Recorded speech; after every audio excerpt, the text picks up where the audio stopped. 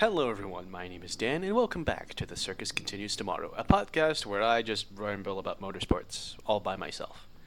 This is not professional in the slightest. I'm just doing this for fun. It is currently a very rainy day in Malaysia. You can hear the white noise, I assume, of the thunderstorm that is happening right now. But fortunately, I am safe in these conditions because I live in a house. So, let's start with let's start with the recent news surrounding the Formula One 2026 Dutch GP, the last one that will be held at the Circuit de Zandvoort, and yeah, it's a shame, obviously, but we'll talk about that in a minute. But hello, Kat. How are you? So anyway, we're going to start off with the news that happened before the race weekend entirely, because we had the summer break, right?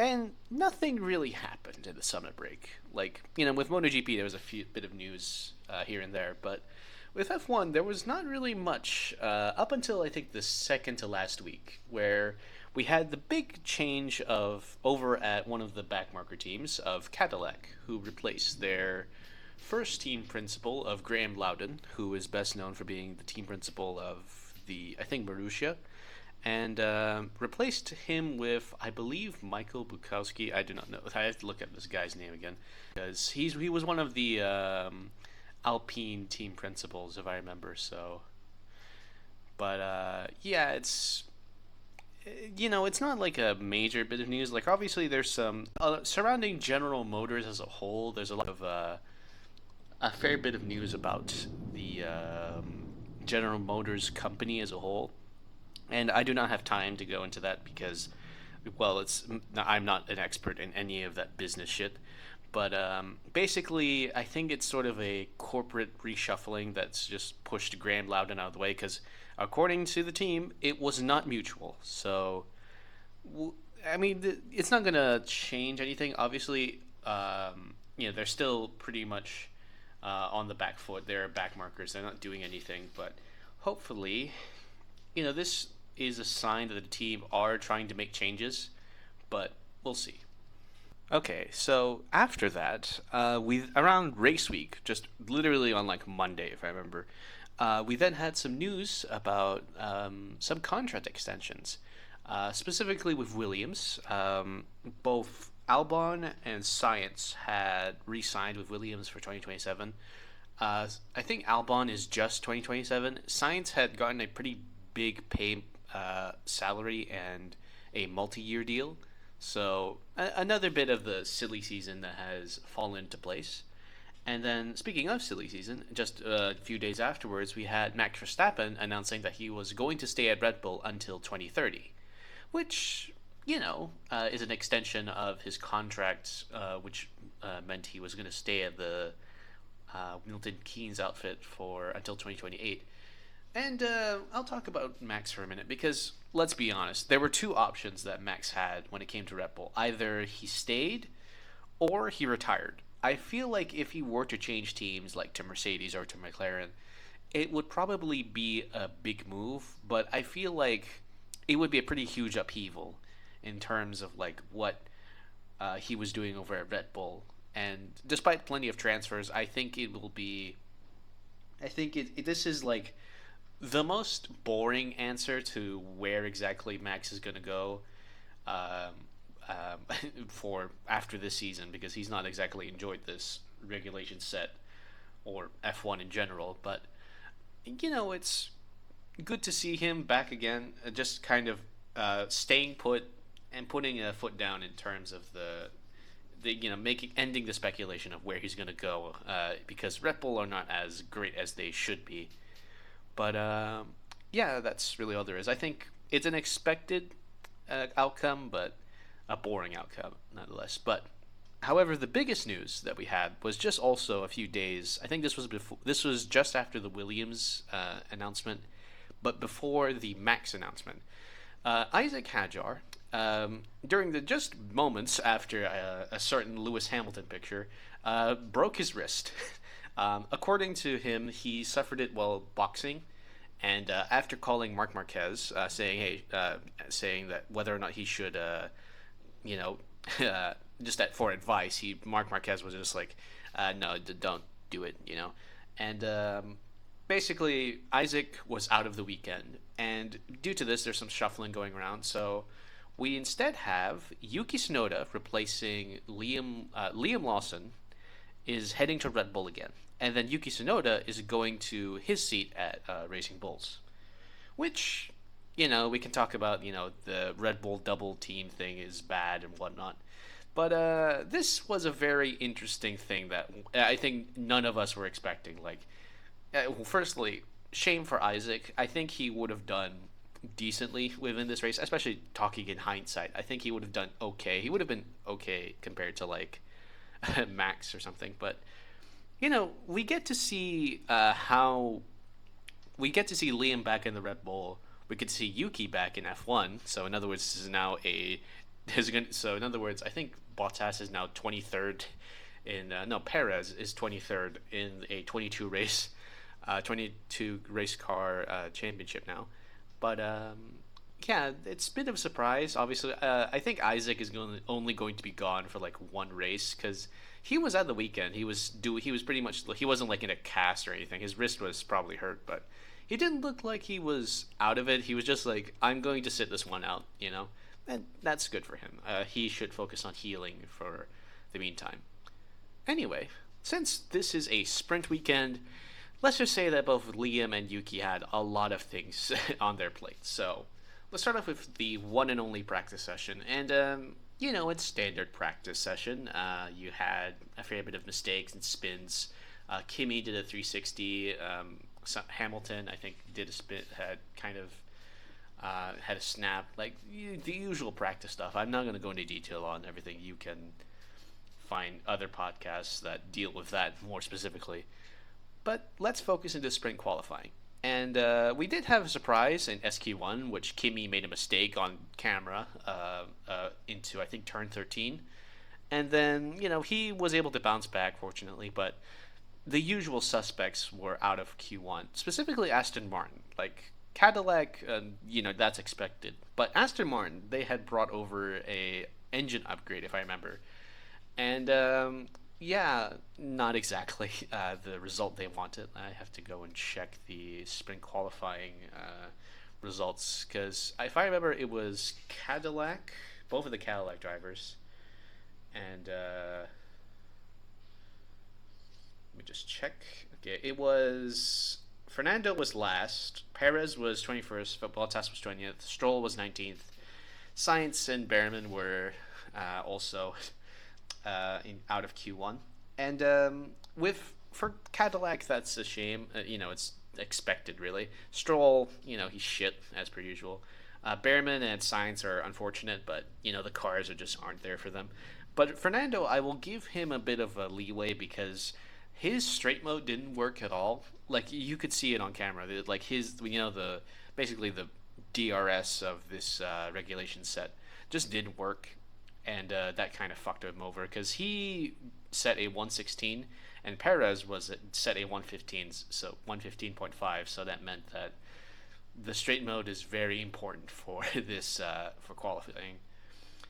Anyway, in SQ2, we had a few more of the usual suspects. We got Albon, Ocon, Hulkenberg, Colapinto, but the biggest surprise was Lawson and Tsunoda, who, compared to the other midfielders that went into Q3, like Gasly, Bortoleto, and Lindblad, they set 113s, 113.1s. They're basically like off by milliseconds between each other. But Lindblad, Bortoleto, and Gasly were reaching into the 1 minute 12.7s, so a bit of a shame, obviously, but it's their first time in these cars. And they only had like an hour of practice to get up to snuff, so that's understandable enough, right? But compared to what happened in 2025, this is a significant improvement. Anyway, as for SQ3 specifically, George Russell's got sprint pole. Lando was in second, Leclerc was in third, and Kimi was in fifth. Verstappen was in sixth, and Hamilton was the last of the top runners. So yeah, pretty standard stuff. There wasn't like much that happened in the sprint qualifying session. If you, I mean, like, hey, there's nothing wrong with just watching these cars go around as fast as possible, but there's not really much to talk about, unlike Monaco or something. So let's head into the sprint. And let's be honest, nothing happened in the sprint. It was pretty boring. Like, here's the thing: like, Zandvoort is the worst possible place to have a sprint. Like, up there with, well, like, there are a lot of places that shouldn't have sprints, and I do not know what F1 or the promoters were smoking, but Zandvoort, for the last race of basically F1 race they'll probably have in a while, decided to just have a sprint race, and that's good for ticket sales and all that, but like, it's bad for the racing. Like, there was not much that happened in the first like 12 laps. Pretty standard. Like, everyone was like not overtaking or anything, because it's really hard to overtake around here. But we did have some action. We had Charles biding his time, and then managing to overtake Lando for P2. And then we had a bit of threat from Kimi, who was in P4, trying to get up to the podium places. But afterwards, well, Russell won the sprint. Leclerc came in second. Norris was in third, and Gasly managed to get a point for Alpine. After that, nothing else. there wasn't much. The only casualty was Nico Hulkenberg. He I think had an engine issue, so they fixed it up, then sent it back out for a bit, and he was like 17 laps down, so he was not classified at all. Boring bullshit. It's not much to talk about. So let's move on to qualifying. Once again, pretty standard. Like, you got for Q1 plenty of exits. You got Aston Martin, which despite having functioning aerodynamics, were just not fast enough. You had Sainz and Behrman again, which make me sad, and Cadillac, as usual, being the backmarkers that they are. Pretty standard fare. Afterwards, in Q2, and also, again, nothing much happened. You had Albon, Ocon, Colapinto, Hulkenberg, Gasly, and Tsunoda knocked down to Q2 again. As for Q3, we did have some surprise. Lawson managed to get into Q3. Bortoleto once again got into Q3. Lindblad got into Q3. But the biggest surprise, near the end of the session, there was like a threat of rain. So everyone was doing like some pretty fast laps. And Norris set a brilliant lap time. Hamilton managed to get one last good run, but Norris got pole. Russell and Antonelli got second and third, respectively. And Ferrari, they're not great, So yeah, nothing much as well. In terms of basically the weekend up to this point. Like, I'll be honest, like, I watched it, it was fine. I got entertained, but like, it wasn't like this is like cinema, And it felt like for the final race of Zandvoort, this might be a bit of a damp squib, right? Well, that all changed on Sunday. So, there was some rain, like about 30 minutes before the actual race, but like, it then dissipated, but there was still a bit of damp areas on the track. So, when the race started, a lot of chaos, plenty of position stages throughout the front row. I think Russell got ahead of Anton. No, Russell fell back, and Norris also tried to keep the lead, but Russell fell back. Kimi went up into second. Norris was still on pole.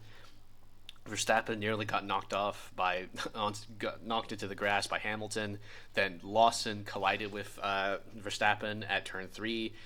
Like, the midfield was in a shambles. Just everything was chaotic, right? And this seemed like it seemed normal enough. That all changed at the last turn. Max went too low into the banking, and just shot straight into the wall. Just completely destroyed the car. Bortoleto spun out also, and then just chaos, right? I'll comment on that for a minute, because Max, complete error from him. Like, it's one of his the first like mistakes he's had that has costed him, taken him out of the race in a while. But in terms of the turn, I'll say this: it was pretty wet at that corner. Like, it was still pretty damp, and they were all on like normal slicks. So, I mean, like, I'll say this: that was an IndyCar-esque accident. Like, if you, because the final turn at Zandvoort, I believe, is named after a Dutch IndyCar driver. The name is missing to me now, but is based on the one of the turns at the Indianapolis circuit, which is intentional. And yeah, the accident, like, that is like, I think Verstappen, even trying to avoid the wet spots, just kind of went too low, touched the white line, and then shot straight up into the wall. And yeah, that is a shame, but that is like pretty standard IndyCar fare. I'll say that. Like, even NASCAR, I would say that is standard. Like, rookie error in terms of what Max had to deal with. Speaking of Bortoleto, the man did a 360. Somehow did not get collected by Nico Hulkenberg, who turned and prayed through the smoke and somehow dodged him. And then, Bortoleto fell down all the way to, I think, P17 by the restart. But the man, that crash could have been way worse than it actually was. The only casualty was Max. Thank God. He could have collected Gasly as well. A lot of cars could have been involved, but it was fortunate that the only casualty was Verstappen. Obviously, because of the massive amount of debris, red flag, the race was stopped, and then as they cleaned up, and then I think the order was decided basically, like, because it was like lap 2 at that point, like, so basically everyone restarted at the same positions they were prior to the race stoppage. So not like it wasn't like the same starting grid, sans Verstappen. But yeah, so we then restarted the race around lap 3. Then Behrman engine just decided to die, and then and then we had to do another extra formation lap, and then we finally got the race going again. And right off the line, Antonelli pips Norris for the lead. Just, that's brilliant from him. I think Norris bottled his start as usual, but it was pretty standard, not as chaotic as before, but yeah, it was pretty decent from him. But with Antonelli leading, it seemed like, oh well, this race is over already, right? But we still have about 70-ish laps to go, so let's get our hopes up, eh? All right, so it was pretty standard. Like, the race settled down for like maybe about 10 or so laps, and then about lap 15 or so, Russell pitted. I think from softs to hards, and then after that, we then had Piastri around lap 18 pit from hards to hards again. And we'll get to see this for the race onward, because the tire degradation wasn't like bad or anything. It was more of the fact that teams were really scared of undercuts and overcuts. Like, it just felt like everyone was pitting just so they didn't have to like deal with like getting undercut or overcut by other teams. So there was a lot more pit stops than expected. It wasn't like it was raining either. It was just that everyone was scared of undercuts for some reason. But that kind of caused a shuffle of things for a while, and then pit stops usually happen for a bit, and then around around lap 26, like no one at the front was doing anything, so cameras finally focused on the midfield for a bit, and we saw a pretty brilliant battle between Hulkenberg, Gasly, and Lindblad. Hulk did 2 really great overtakes.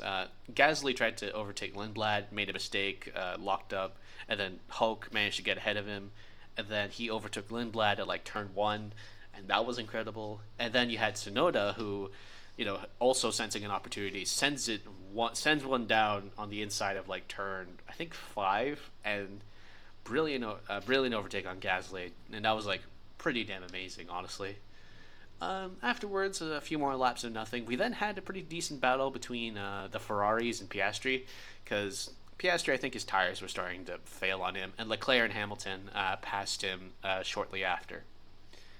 And then after around the 40s, the 40 range of the laps, we then had the second round of pit stops, which once again, this was not like because the tires were failing. It was more the fact that everyone was scared of undercuts. I just want to say that, like, I don't think there was any mention of like tires being that bad. It was just that everyone was scared, because track position matters at Zandvoort. Like, you can overtake if you want, but it matters a lot that you have the same position when you when you pit, right? And I don't know, it's just very strange of a strategy that everyone had decided to have. But around this time, I think everyone was also having pretty bad pit stops as well. Like it was pretty in range. It was like in the 3 second range at that point. But we then had some drama. Ferrari, I think Leclerc was ahead of Hamilton, and they were trying to catch, I believe, and I think it was Norris, and like Hamilton was like asking Charles to move out of the way, but and they Ferrari decided to pit Leclerc out of the way, but Leclerc said no, and then everyone was, and then after like a lap afterwards, then they pit Leclerc, and then Hamilton was like really angry on the radio. So yeah, oopsies. So and that's not a Ferrari blunder. I think that's more of like they didn't want to impose team orders. Well, it's not just a Ferrari blunder. I would say they should have imposed team orders, but Leclerc just didn't want to listen. Even if they did, I think Leclerc wouldn't want to listen. After that, kind of boring. Like after all that pit stops and all that, we then had another battle, but for the lead this time between Norris, Antonelli, and Hamilton. Norris managed to get ahead after some really brilliant overtakes at turn 1 and I think turn 11, respectively. So, yeah, pretty damn decent. And then we then had our first VSC of the race as Esteban Ocon's engine finally also decided to give out as well, which then caused a few other pit stops. Like, Ferrari then did a double stack, which, was weird onto the softs, but, the strategy was just kind of, the strategist was just on one today. But after all of the pit stops, right, Russell was now in P2, and he was kind of just nowhere in this race. He was like P4, so, and then, he's on the podium now. And if everyone was no longer going to do any pit stops, I think he would have, everyone should have just stayed in their, I think at this point the pit stops were finished, and it was just a matter of getting to the end of the race. So, a pretty standard, like, race afterwards. Like, it kind of settled down for a minute. But then, about lap 60, right? So, with Russell in P2 and Antonelli in P3, Merck then imposed some team orders. Like, they asked Russell to move out of the way. And despite, some hesitancy from Russell, he does obey the order. But immediately afterward, he's now vulnerable to both a hard-charging Ferrari of Lewis Hamilton and possibly Charles Leclerc. So for the rest of the race, we then had, Russell defending for his life, which was entertaining, I'll be honest. But around lap 70, we then had another VSC, mostly for debris caused by the two Williams drivers just accidentally colliding into each other. Sainz locked up into turn 1 and then just collided into Albon, which then sent him out of the race. And we had a few penalties from that. Sainz for his obvious collision. Then you had Colapinto and Lawson also getting some penalties because because I think they just sped through the yellow flag. But none of their positions were affected at all. Like there were some penalties. I will discuss some of them, but those ones are not important. Anyway, final lap. Lando Norris wins. Antonelli P2, Russell P3, and Russell with his finishing with his result today moves into P2 in the standings, tied with Hamilton. Though on countback he's in P2 compared to P3, and Antonelli does extend his lead over both of them, but it's good result for Russell. Obviously, congrats to Norris and all that. Congrats to Antonelli as well. And to give the shout-outs to the midfield, we have Lawson managing to get a P7, Hulkenberg getting a P8, Gasly getting a P10, and Alonso, in a miracle that I can only describe as just genuine miracle, it is, Alonso got P9, which, in a shitbox of that Aston Martin, should not have been possible. But, as you'll see, he did have a good strategy, right? He basically, I think he pitted onto, after the first red flag, he pitted onto softs, went there for like 30 laps on those softs, and then went to the end of the race on a set of hards. Which, somehow through I think his veteran tire management and just the relatively decent pace that the Aston did have, he somehow scored some points. I don't know how, but he did. So I think he's the biggest standout of this weekend, but we'll talk about it in a minute. All right? So let's head into the standouts and disappointments.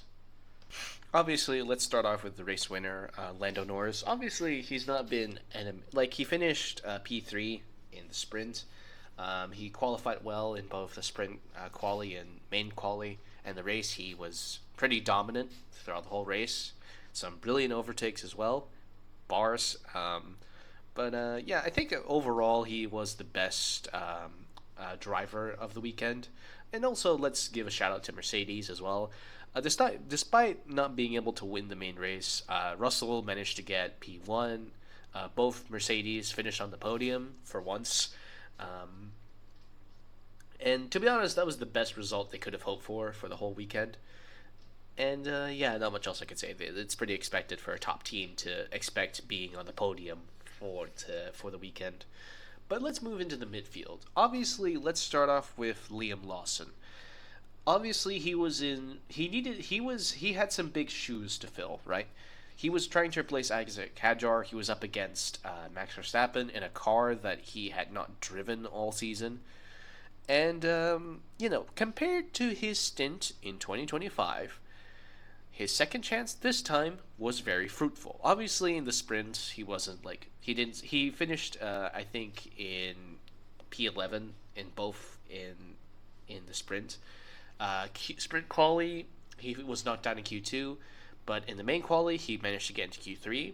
And in the race, after Max crashed out, he was the only Red Bull around, and he did finish in P7, which, if I had to point towards, if Verstappen was still in the race, he probably would have finished there.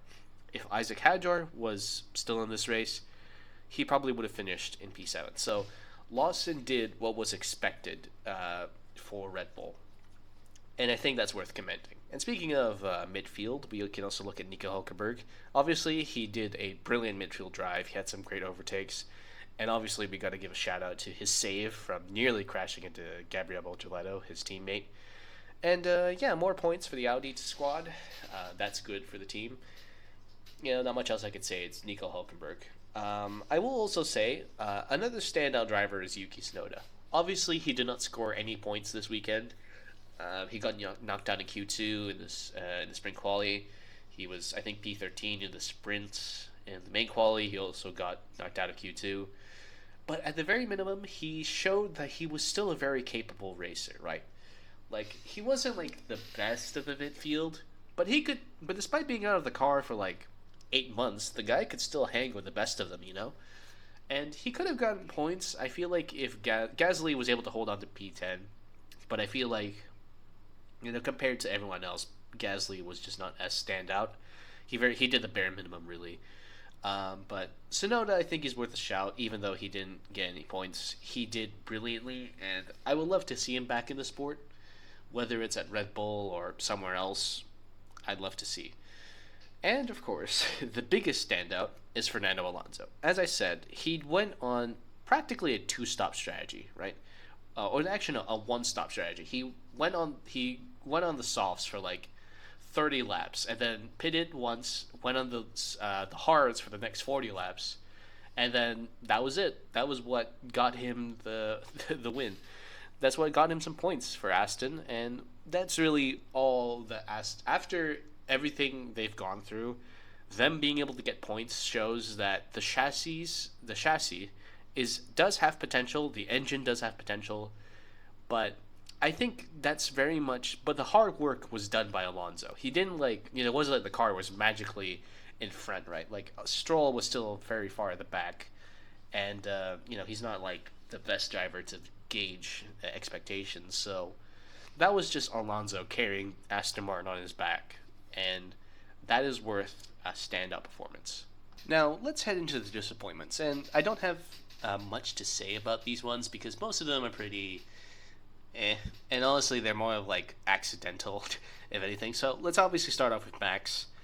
It's a shame that he crashed out of his home race, but to be honest, he just wasn't on the bar uh, as good as everyone else was. He probably would have finished like P7 in the sprint.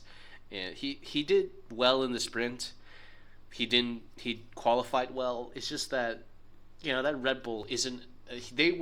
Red Bull were the definitively fourth best team of this race, and that shows. And obviously, he made a mistake that took him out of the race entirely. So it's a shame that this is how Zandvoort ends for him. Like, this is his last race at his own circuit, and he's already had some good memories from like 2021 to like 2023. Effectively, he won here 3 times, but yeah, it's a shame that Verstappen crashed out. But I wouldn't say he would have done anything either. Now, another one I'll say is disappointing is Haas. Now, Haas, I mean, I've said before they're my favorite team, but I don't know, they just haven't been as strong as they should be. Like, Ocon has been routinely beating Behrman in qualifying, surprisingly. Behrman's been knocked out of Q1 twice. Ocon manages to get to Q2. And they could have done... I wouldn't say they would have done decently in the race, but it's just that the engines just decided to conk out, and not much we can do there. That's a reliability issue. It's a shame, obviously, but next weekend, hopefully it's better. And another two, let's talk about both Gabriel Bortoleto and Franco Colapinto. So obviously Bortoleto spun out with Verstappen at that final corner, and then afterwards, Bortoleto was he was fighting amongst the back markers, and he just couldn't get up the positions. He just couldn't get any further into the front. And then he had plenty of penalties as well. Not just, I don't think he had a red light pit lane infringement, but that I think didn't amount to anything. He also had some 10-second penalties for, I think, yellow flag infringements. But not much I can do there. It's a shame, obviously.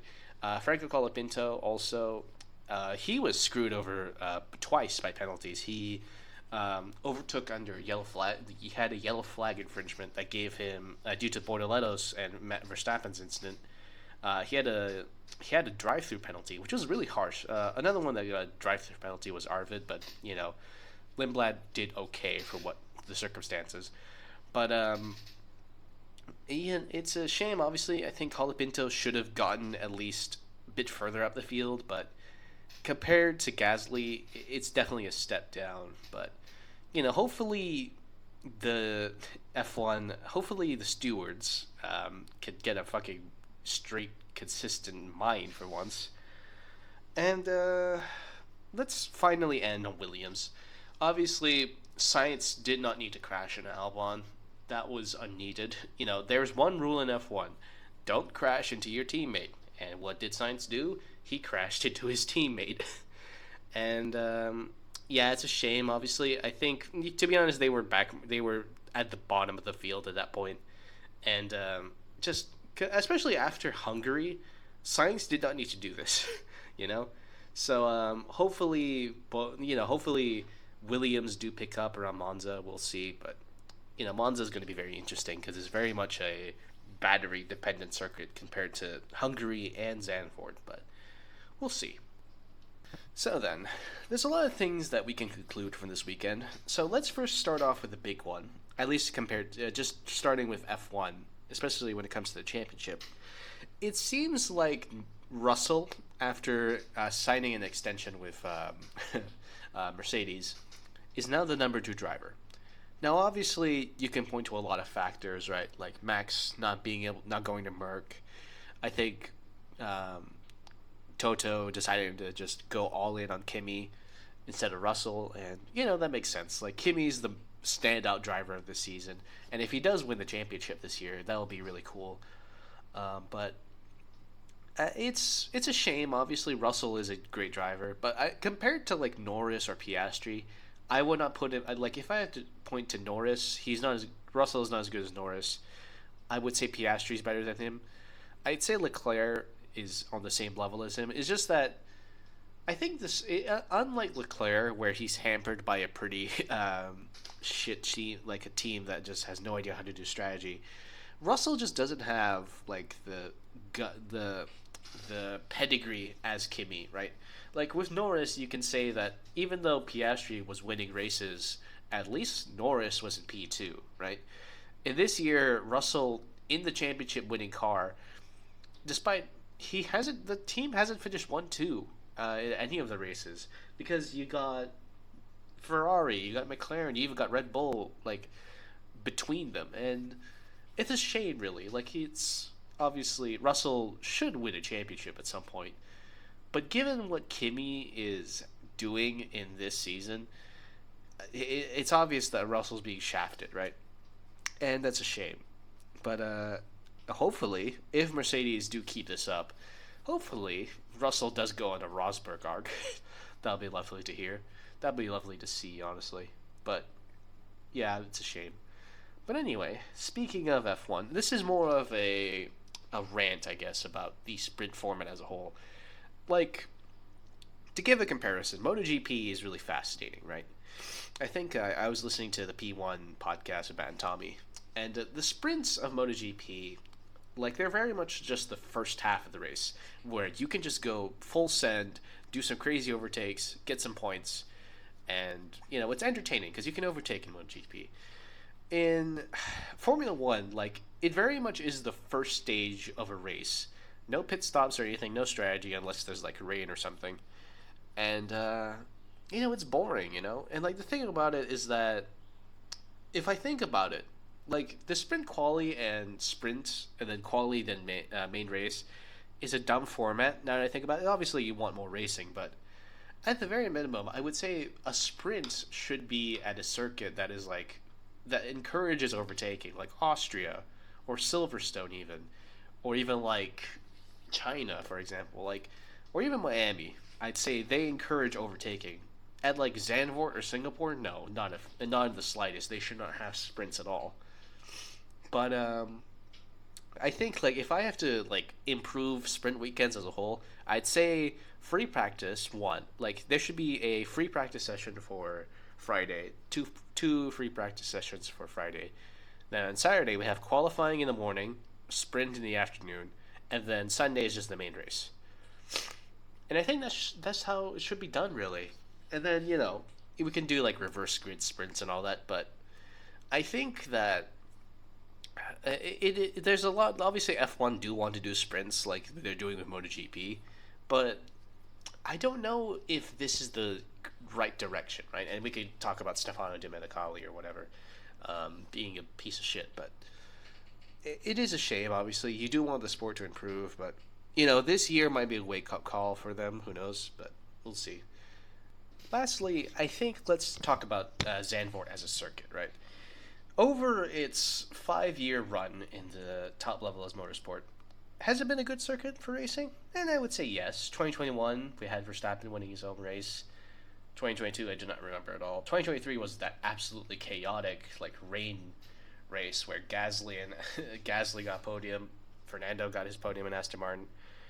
That was crazy. 2024 was also a decent race with Norris getting a win over there. 2025 was also chaotic with Ferrari crashing out and just genuine chaos. And this has also been a great race as well.